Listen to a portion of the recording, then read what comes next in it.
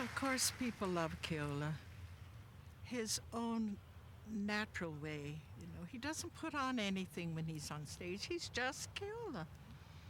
And his behavior with people and the way he conducts himself, and you'll hear tonight. In fact, sometimes I have to look out at the audience. I feel like they've all fallen asleep. Everything is so quiet, like you're in church. And I think, what a compliment, But his work is really quite unusual. But all of it is honest and real, and his humor. You'll die laughing at his humor. I was very surprised. At rehearsal, I thought, oh, they're just horsing around. And then I saw it on stage. They weren't horsing around.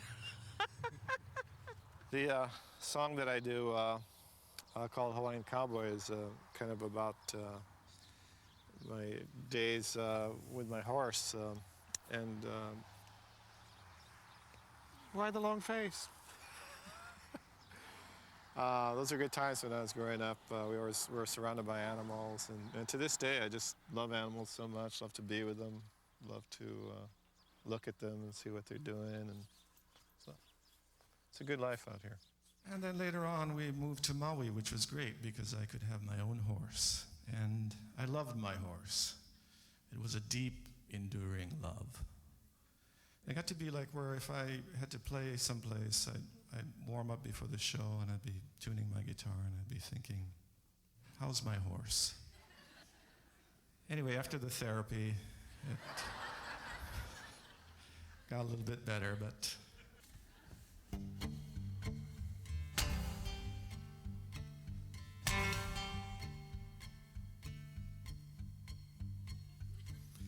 Moanalani Dandy is the pride of Maui Island. She can truly cut a canter on the lava by the sea. When I lower my spurs to her tender little side, she wiggle and whinny, wiggle all the way.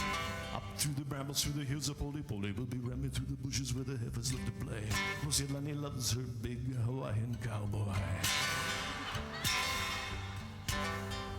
Akuri, Moanalani, Moanalani, Moanalani. Moanalani, Moanalani, Unali, Huihe, Huihe.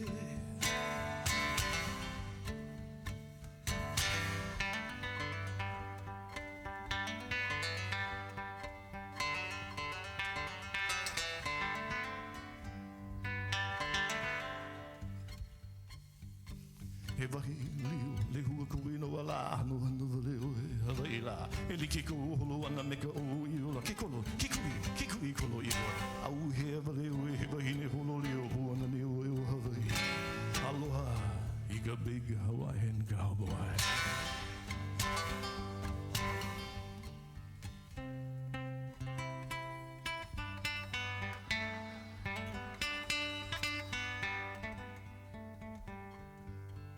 Sorry about that. A little cross-culture pollination.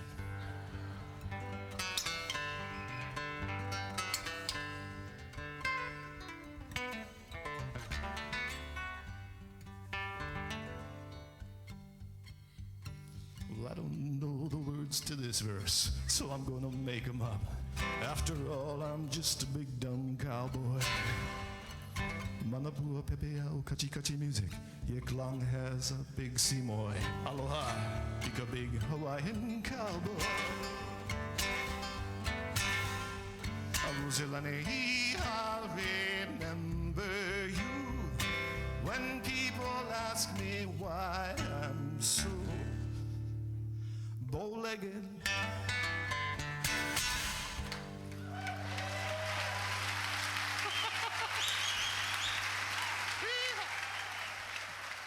Keola Beamer comes from one of the great musical families, the Beamer family. Helen Deshay Beamer was a great composer.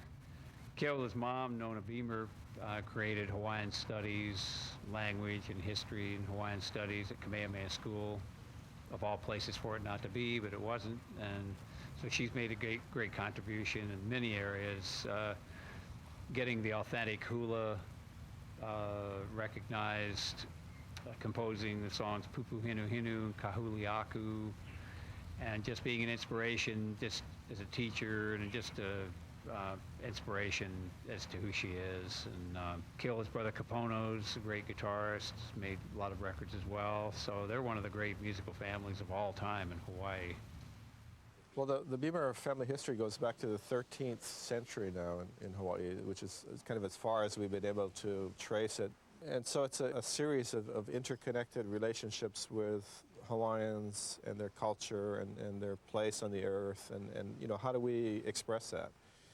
Our music is very much nature-oriented because we believe that this is a very special place. If you look out at that ocean, it is huge, you know.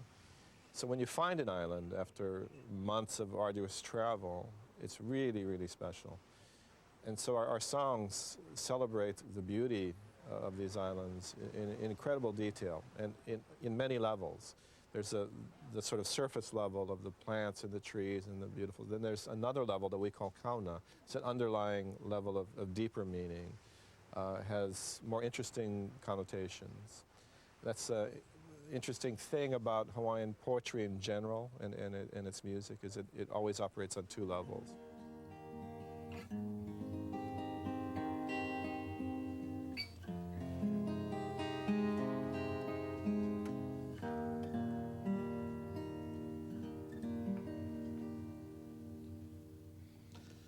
Well, I'm playing a little song for Lenny. And these guitars that Steve makes are really special. They're beautiful. And they have what we call in Hawaiian nahe nahe. That means a kind of a sweet kind of soulfulness in his instruments, which is why I love to play them and why I love to come out to Kula and hang out with him and inspire him to build more and experiment. Steve, tell me a little bit about how you're finding this double hole design. How's that working out for you? Well, it's been quite a discovery for me because I didn't think that it would sound that much different from a single sound hole guitar, but it is totally different. What happens is when you have a standard guitar with a round sound hole in the center, it's a weak spot. A hole is a weak spot, so it needs bracing. And so the X brace is moved up, and there's extra bracing running across here, all to support this round sound hole in the middle. And that makes the effective vibrating area of the soundboard pretty much from the sound hole down on back. Right.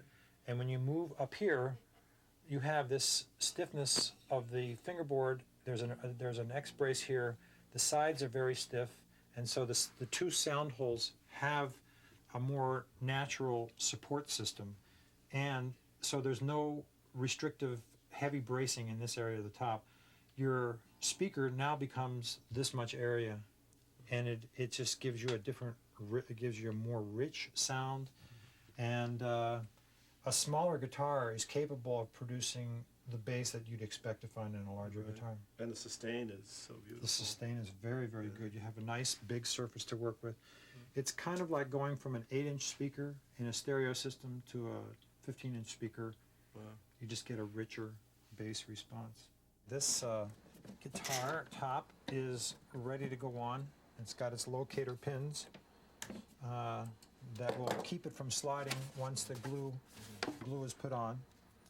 What I'm going to do here is attach the top, the soundboard, to the rim, the sides. It's quite a fast process. Once the glue starts going on, you have to work fast because yellow glue sets up in about 7 minutes. That's a pretty thin bead all the way around. Yeah, what I'll do is I put on enough. I want to see some squeeze out on the inside, just a very little bit, and even then I wipe that off. Sure. Another beautiful thing about your instruments is the attention to detail is always there when you peek into it with a mirror or look at it closely. You can see that you really spent time with the bracing and the sanding. It doesn't really take that much time, and it really makes a big difference. And if you look in a lot of factory guitars, they're so concerned about the bottom line being time, which is money, but they don't really want to have more than about 8 hours in a completed instrument, as opposed to 80. Excuse me, Keola. Got to make sure this drops into the right hole.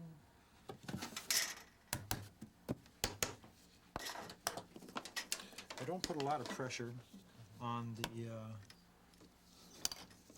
the tubing because it really doesn't take much to just hold the top onto the sides. They've been fitted already, and they should be pretty much just ready to be lightly held down. You just want a uniform pressure all the way across. Right. And that's it. And the current batch of Beamers. Wow, that's a line of beautiful guitars.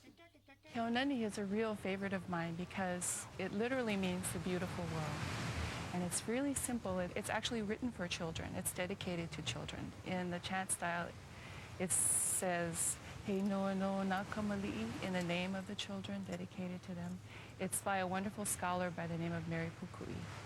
And the reason I love it so much is because so many people can easily identify the experience of a beautiful mountain, your favorite place near the water, your favorite place in the forest. Either all, we're lucky in Hawaii to identify with all of it, or some of it can touch you.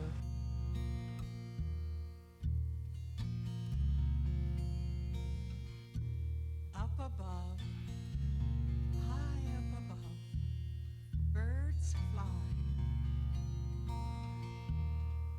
Down below, far below, flowers grow.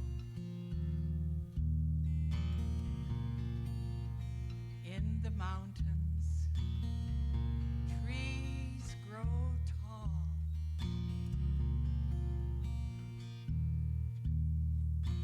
In the sea, fishes swim.